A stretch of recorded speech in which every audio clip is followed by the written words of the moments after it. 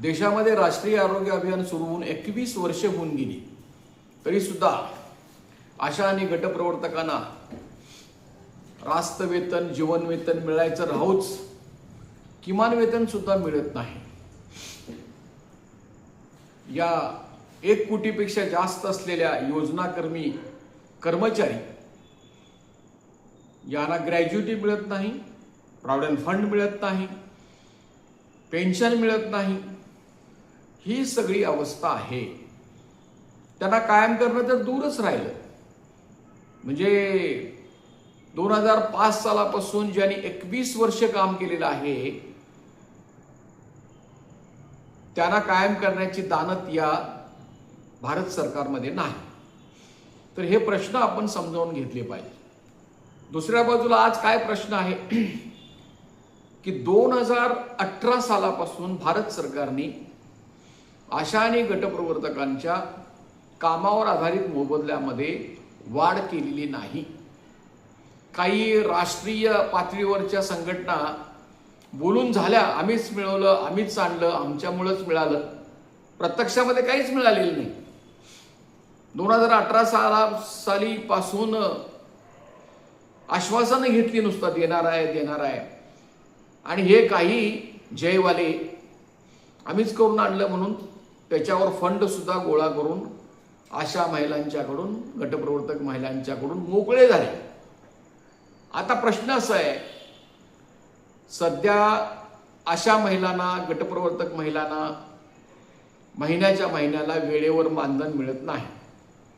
फक्त आमच्या संघटनेने महाराष्ट्रामध्ये वेतनचिठ्ठी मिळण्याचा आग्रह धरलेला आहे, परंतु वेतनचिठ्ठी सुद्धा दिली जात नाही सर्व ठिकाणी. आणि दुसऱ्या बाजूला सांगितलं जातं की खूप तुमचं मानधन वाढलंय, मग आम्ही सांगेल ते काम करायला पाहिजे. अरे किती मानधन वाढवलं? ते 10,000 आणि कामावर आधारित मोबदला वेगळा. आम्ही म्हणतोय महिन्याला तुम्ही इतकं काम लावताय, कमीत कमी 30,000 रुपयेपेक्षा जास्त मिळाले पाहिजेत. तर हे सध्या अशी अवस्था आहे की महिन्याच्या महिन्याला वेतन मिळत नाही. थकलेलं मानधन द्या म्हणून मोर्चे काढायची पाळी येते. काही ढोंगी पुढारी काय करतात की बघा आम्ही तुम्हाला थकलेलं वेतन मिळवून दिलं, हे आम्हाला पत्र लिहिलेलं आहे वगैरे वगैरे. तर हे सुरू आहे. आणि मुद्दा असा आहे की या सर्व प्रश्नाबद्दल आपण काय भूमिका घेतली पाहिजे, म्हणजे याचा सामना करायला पाहिजे. महिन्याच्या महिन्याला वेतन मिळालं पाहिजे, कामावर आधारित मोबदला वाढवून मिळाला पाहिजे.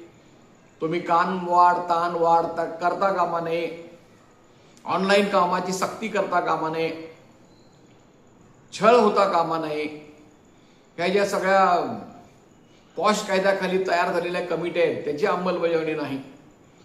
तर हे सगळं करायला पाहिजे. पण हे करताना एक लक्षात घ्या की महाराष्ट्रामध्ये देशव्यापी अशा काही संघटना आहेत की त्यामध्ये आम्हीच केलं, आमच्याशिवाय कोणच केलं नाही. मग असं 4 संघटना 5 संघटना जर म्हणत असतील तर नेमकं कोण केलं सांगा ना. कुठल्या संघटनेने केलं? जे मुळात एक संघटना नाही, त्याच्या किमान 5 संघटनांची कृती समिती आहे. आता मी आणि सुमन पुजारी 2008 सालापासून आजपर्यंत काम करीत आलेलो आहोत. लढाऊपणे, चिवटपणे अटक करून घेतलेली आहे, मोर्चे काढलेले आहेत. मुख्यमंत्र्यांना अडवून आम्ही 2,000 रुपये पगारवाढ 2019 साली घेतली आशांच्यासाठी. हे निवेदन द्यायला फक्त आम्ही होतो. तर हे जे आहे हे फक्त दुसऱ्याला तुम्ही सभासद वर्गणी देऊ नका, आम्हालाच द्या. आणि आता या आशा आणि गटप्रवर्तकांना तपासून पाहण्याची वेळ आलेली आहे की त्यांच्या युनियन तर रजिस्टर आहेत का. देश पातळीवर संघटना आहे म्हणून सांगायचं, पण राज्यामध्ये संघटना रजिस्टरच नाही. असली तर त्याचे ऑडिट रिपोर्ट्स नाहीत. प्रत्येक जिल्ह्यामध्ये बँकेमध्ये खाती नाहीत. आशा आणि गटप्रवर्तकांनी समजा ह्या ऑनलाईनच्या युगामध्ये आपली वर्गणी भरायची झाली तर बँकेमध्ये खाती नाहीत. हे पटाणासारखं दादागिरी करून धमक्या देऊन महिलांना पैसे गोळा करण्याचा उद्योग आहे. प्रश्न असा आहे की संघटनेने काय केलं पाहिजे, what is to be done, काय केलं पाहिजे. आमचं म्हणणं असं आहे की आशा आणि गटप्रवर्तकांच्या समोर 5 महत्वाचे मुद्दे आहेत. एक आहे त्यांना ग्रॅज्युटी मिळाली पाहिजे, 2 आहे त्यांना प्रॉव्हिडंट फंड सुरू झाला पाहिजे, 3 आहे त्यांना पेन्शन मिळालं पाहिजे, 4 आहे त्याला कायम कर्मचाऱ्यांचा दर्जा मिळाला पाहिजे आणि 5 आहे त्यांना जीवन वेतन मिळालं पाहिजे. आता यासाठी कोण प्रयत्न करते ते डोळे उघडे ठेवून बघा, तपासणी करा, आत्मपरीक्षण करा आणि जे काम करतात त्यांच्या पाठीशी राहा. आता हे काही 100 वर्ष झाले म्हणणारे युनियनवाले काम करणाऱ्या युनियनची निंदा करायची, निंदानालस्ती करायची, चेष्टा करायची. त्यांचं काय आहे, काय म्हणायचं, अरे काय आम्ही 20 वर्ष झालं काम करतो, असं करून हाच उद्योग करायचा, फोन करायचा, विषारी प्रचार करायचा, हे सुरू आहे. आणि हे जोपर्यंत आशा मोडून काढणार नाही, त्यांना सडेतोड उत्तर देणार नाही, तोपर्यंत आपले कुठले प्रश्न सुटणार नाही. आता एक प्रश्न मी तुम्हाला सांगतो की गटप्रवर्तक आशा तर आहेतच, परंतु अंगणवाडीबद्दल तुम्हाला सांगतो. अंगणवाडी सुद्धा स्वयंसेवी म्हणतात ती सुद्धा एक योजनाच आहे. ग्रॅज्युटी सगळ्या देशातल्या अंगणवाडीला मिळण्यासाठी कोण काम केलं? या देशातल्या एकाही युनियनने सुप्रीम कोर्टात केस घातलेली नाही, सेंट्रलाइज युनियनवाल्याने. हे हायटेक वाले, C2 वाले, इंटक वाले, BMS वाले, नाव घेऊन सांगतो, यांची नाही युनियन. मणीबेन नावाच्या गुजरात मधल्या महिलेनं अंगणवाडीच्या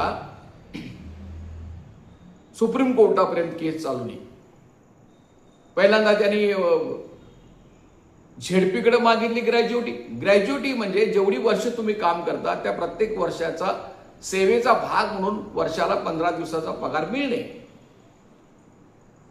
हायकोर्टने विरोधात निकाल दिला आणि सुप्रीम कोर्टामध्ये सुनावणी झाली. सरकारी वकिलाचं म्हणणं काय, भारत सरकारच्या हे स्वयंसेवी कामगार आहेत, यांना आम्ही एक कायम कामगारांचे अधिकार देणार नाही, त्यांना कायम करणार नाही, त्यांचा आमचा काही संबंध नाही. सुप्रीम कोर्टाने सांगितलं असलं चालणार नाही. कुणाची आहे अंगणवाडी? कोण पैसे देतं, कोण पगार देतं? वर्षानुवर्षे काम करतायत, 50 वर्ष झाली. तर त्यांनी सांगितलं की सरकारची जबाबदारी आहे, त्यांनी ग्रॅज्युटी द्यायला पाहिजे. आता तो निकाल झाल्यानंतर त्याची अंमलबजावणी देशामध्ये अजून झालेली नाही, परंतु त्या जशा अंगणवाडीच्या सेविका आहेत, योजनाकर्मी, तशाच आशा आणि गटप्रवर्तक आहेत, यांना सुद्धा ग्रॅज्युटी मिळाली पाहिजे. मग यांना जर ग्रॅज्युटी मिळायची असेल तर जो प्रयत्न मणीबेन बाईंनी केला, त्यांच्या मागे कुठले युनियनवाले नसून स्वयंसेवी संस्था त्यांच्या मार्फत त्यांनी केलं, तसं आशा आणि गटप्रवर्तकांनी सुद्धा ग्रॅज्युटी केसचा ज्या निवृत्त झालेले आहेत त्यांनी अर्ज केले पाहिजेत. त्या केसच्या आधारावर मागणी केली पाहिजे खालून वरपर्यंत, तर ते मिळणार आपल्याला. हे जे सगळे तुम्हाला सांगितलेले 5 अधिकार आहेत, हे हायकोर्टमध्ये, सुप्रीम कोर्टामध्ये गेल्याशिवाय याचा लाभ तुम्हाला मिळणार नाही. आणि हे संधी साधू युनियनवाले काय सांगतात, जाऊ नका कोर्टात, काय होणार आहे कोर्टातनं, आम्ही रस्त्यावरच्या लढाईत मिळवून देतो.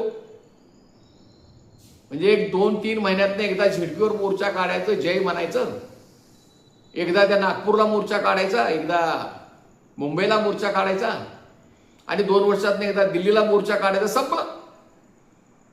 एवढं झालं म्हणजे फंड गोळा करायला मोकळे झाले. अरे मानधन वाढवली सरकारने 5,000 म्हणून हे युनियनवाले 5,000 रुपये मागतात आशांच्याकडे, दादागिरी करू. आशा आणि गटप्रवर्तकांच्या इच्छेचा प्रश्न आहे की त्यांनी किती फंड द्यायचं, तर ही दादागिरी चालू आहे. आणि जे जे कोर्टात गेले त्यांची चेष्टा करायची आणि कोर्टात निर्णय झाला की मग कोर्टाच्या निर्णयाप्रमाणे द्या म्हणून हेच बोंबलायला पुढे. म्हणजे एक ग्रॅज्युटीचा निकाल झालेला आहे. कायम कर्मचाऱ्यांच्यासाठी आशा आणि गटप्रवर्तक महिला त्यांना कायम कर्मचाऱ्याचा दर्जा द्या म्हणून या महाराष्ट्रामध्ये फक्त आमच्या युनियनच्या वतीनं केस चालू आहे. 2018 साली दाखल केलेली आहे आम्ही. तुम्ही आता सुद्धा गुगलवर जाऊन बघू शकता हायकोर्टच्या केस नंबरच्या प्रमाणे. त्याचा नंबर आहे 8677 रिट पिटिशन क्रमांक /2018 म्हणजे 2018 साली दाखल केलेली आहे. ही पेंडिंग आहे केस अजून. आशा त्याच्याकडे बघायला तयार नाही. गटप्रवर्तकाने आमच्यावर टीका केली. ते म्हटले अहो आमची केस स्वतंत्र पाहिजे. ही केस चालू आहेच परंतु आम्ही फक्त गटप्रवर्तकांच्यासाठी 2025 सालामध्ये केस दाखल केलेली आहे आणि त्या केसचा नंबर आहे 7915/2025. चालू आहे ती केस. गटप्रवर्तकांची सुद्धा फक्त आमच्या संघटनेच्या वतीनं महाराष्ट्रामध्ये केस चालू आहे.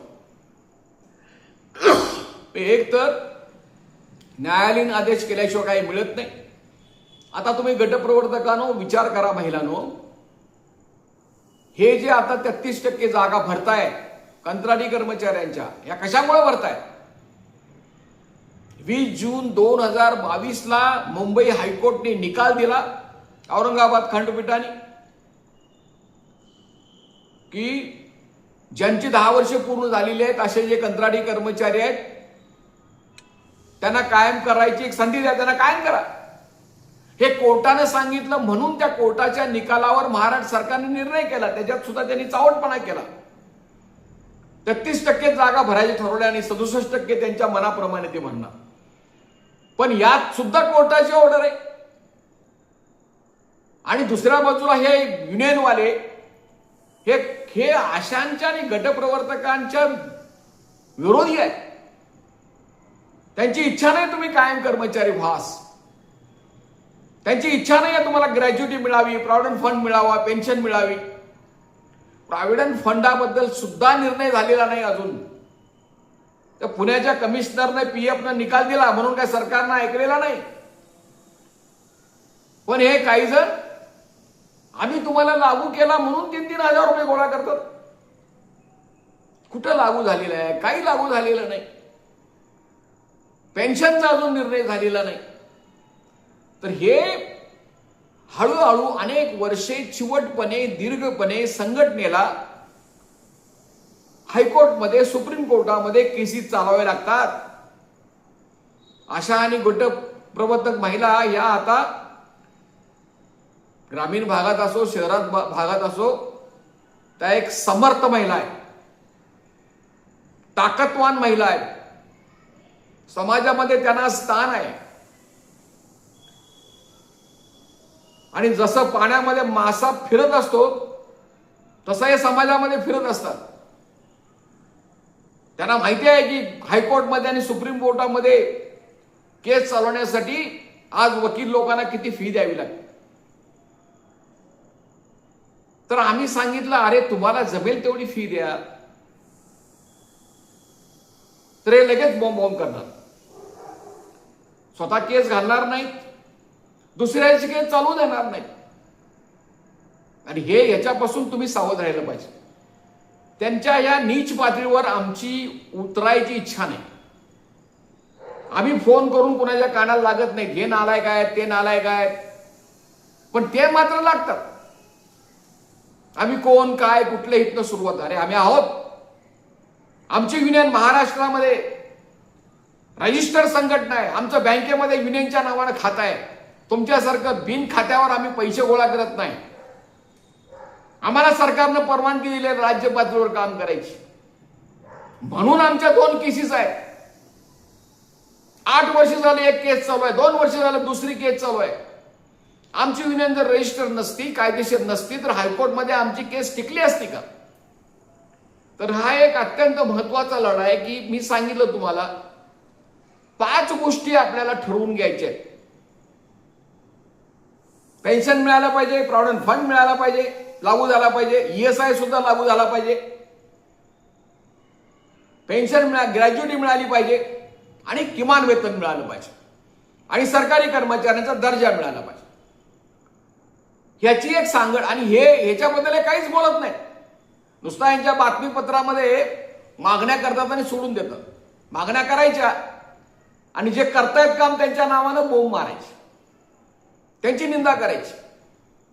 तर हे आशा आणि महिलांनी सावध झालं पाहिजे, ओळखायला पाहिजे त्यांनी कोण काय करते. आणि आमच्या 2 केसेस आहेत. आमच्याशिवाय आज महाराष्ट्रामध्ये कुणी कुणाची केस नाही. तर तुम्ही राज्यामध्ये कुठल्याही जिल्ह्यातले असा तुम्ही सभासद व्हा आमच्या संघटनेची. तुम्ही डायरेक्ट आमच्या युनियनच्या बँकेच्या खात्यामध्ये तुम्ही वर्गणी पाठवून देऊ शकता किंवा गुगल पे पाठवून देऊ शकता. तर या लढाईची जी तयारी चालू आहे ती शांतपणे करायला पाहिजे, कायदेशीर मार्गाने करायला पाहिजे, चातुर्यानं केली पाहिजे. नुसता घोषणा देऊन रस्त्यावर उतरलं म्हणजे होतं असं नाही. तर त्यासाठी तुम्ही संघटनेशी संपर्क करा, सभासद व्हा, अशी मी महाराष्ट्रातल्या आशा आणि गटप्रवर्तकांना विनंती करतो. गटप्रवर्तकांची सुद्धा स्वतंत्र केस आहे. इतकी वर्ष झाली, 4 वर्षे झाली, अजूनही कंत्राटी कर्मचाऱ्यांना कायम केलेलं नाही. कंत्राटी कर्मचाऱ्यांनी कायम होण्यासाठी लाख रुपये, 2 लाख रुपये देऊन ते बसलेले आहेत, तरी अजून त्यांचा प्रश्न शिल्लक आहे. तर या सर्व गोष्टीचा आपण गांभीर्याने विचार करा आणि आमच्या रजिस्टर कामगार संघटनेचे सभासद व्हा, एवढी मी आपल्याला विनंती करतोय. मी शंकर पुजारी, महाराष्ट्र राज्य आशा गटप्रवर्तक आरोग्य कर्मचारी संघटना रजिस्टर कामगार संघटनेचा मी अध्यक्ष आहे. संपर्कासाठी, माहितीसाठी माझा मोबाईल क्रमांक आहे 9960499366. आमची वेबसाईट सुद्धा आहे, ती सुद्धा तुम्ही पाहू शकता. तर हे जे यूट्यूब चॅनल आहे आशा महिला बांधकाम कामगार यांच्यासाठी चालवलं जातं. हे विनामूल्य आहे. तुम्ही जास्तीत जास्त जितके तुम्ही सबस्क्राईब कराल तेवढा तुमचा आवाज बुलंद होईल. लाईक करा, फॉरवर्ड करा. परत एकदा एवढी विनंती करून मी आजचे मुद्दे पूर्ण करीत आहे. धन्यवाद. जय भीम, लाल सलाम, नमस्कार.